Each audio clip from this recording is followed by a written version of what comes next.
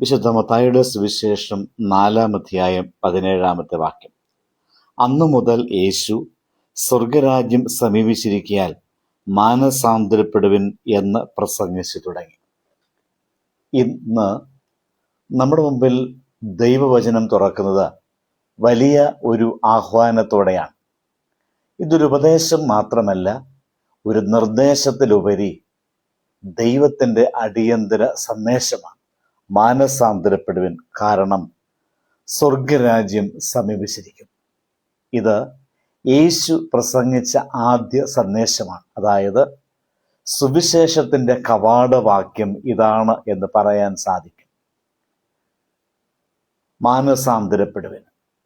മാനസാന്തരം എന്നത് പശ്ചാത്താപ പ്രാർത്ഥനയല്ല. മാനസാന്തരം ദിശമാറ്റമാണ്. നടന്നുകൊണ്ടിരിക്കുന്ന വഴിയിൽ നിന്ന് തിരിഞ്ഞു നടക്കുവാൻ തീരുമാനിക്കുന്നതാണ്.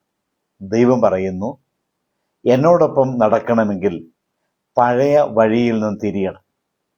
മാനസാന്തരമില്ലാത്ത ആരാധന അത് ജീവിതമാകുകയില്ല. പാപം ഉപേക്ഷിക്കാതെ പ്രാർത്ഥനയ്ക്ക് ശക്തിയും ലഭിക്കുകയില്ല. ആയതിനാൽ നമ്മുടെ വഴികളിൽ, നടക്കുന്നതായ പാതകളിൽ ഒരു ചേഞ്ച്, ദിശമാറ്റം വരുത്താം. സ്വർഗരാജ്യത്തെക്കുറിച്ച് ഇവിടെ പറഞ്ഞിരിക്കുക, യേശുക്രിസ്തു പറഞ്ഞിരിക്കുന്നു, സ്വർഗരാജ്യം സമീപിച്ചിരിക്കുന്നു. സ്വർഗരാജ്യം എന്നത് മരണത്തിന് ശേഷം പോകുന്ന സ്ഥലം മാത്രമല്ല, അത് ദൈവത്തിൻ്റെ ഭരണമാണ് എന്ന് പറയാൻ സാധിക്കും. ദൈവത്തിൻ്റെ ഇച്ഛ നമ്മുടെ ജീവിതത്തിൽ പ്രവർത്തിക്കുന്നതാണെന്ന്. അത് നാം ഓരോരുത്തരും ചിന്തിക്കുക. നമ്മുടെ ചിന്തകളിൽ, ഇച്ഛകളിൽ, തീരുമാനങ്ങളിൽ ആരാണ് ഭരിക്കുന്നത്? ദൈവം രാജാവാകുന്നിടത്താണ് സ്വർഗരാജ്യം തുടങ്ങുന്നത്. ഹൃദയത്തിൽ മറ്റൊരു രാജാവ് ഇരിക്കുന്നുണ്ടെങ്കിൽ അവിടെ സ്വർഗരാജ്യത്തിന് സ്ഥാനമില്ലല്ലോ. യേശുവിൻ്റെ സന്ദേശം സമീപിച്ചിരിക്കുന്നു. നാളെയല്ല, ഇന്നാണ്. യേശു പറഞ്ഞില്ല സ്വർഗരാജ്യം വരും എന്ന് പറഞ്ഞില്ല, പിന്നെയോ സമീപിച്ചിരിക്കുന്നു. ഇതൊരു ഭാവി വാഗ്ദാനത്തിൻ്റെ ഉപരി ഇന്നത്തെ ഉത്തരവാദിത്വമാണ്. നാളെ തിരിയാം എന്ന് പറഞ്ഞവൻ ഇന്ന് നഷ്ടപ്പെട്ടു.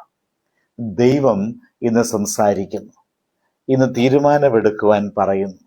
അപ്പോൾ സ്വർഗരാജ്യം നമ്മുടെ സമയത്തിനായി കാത്തിരിക്കുകയില്ല, നമ്മുടെ തീരുമാനത്തിനാണ് കാത്തിരിക്കുന്നത്. ദൈവം അതുകൊണ്ട് പറയുന്നു, മാനസാന്തരപ്പെടുവിൻ, ഇന്ന് മാനസാന്തരപ്പെടുവിൻ.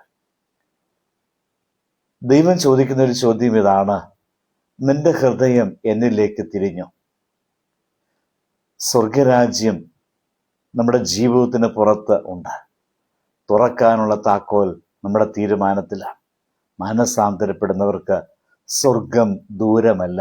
അതുകൊണ്ട് നമ്മുടെ ജീവിതത്തെ ഒന്ന് വിചിന്തനം നടത്തി, നടക്കുന്നതായ പാതയിൽ ദിശ മാറി ദൈവത്തിങ്കിലേക്ക് നമ്മെ തന്നെ സമർപ്പിക്കുവാൻ ശ്രമിക്കാം.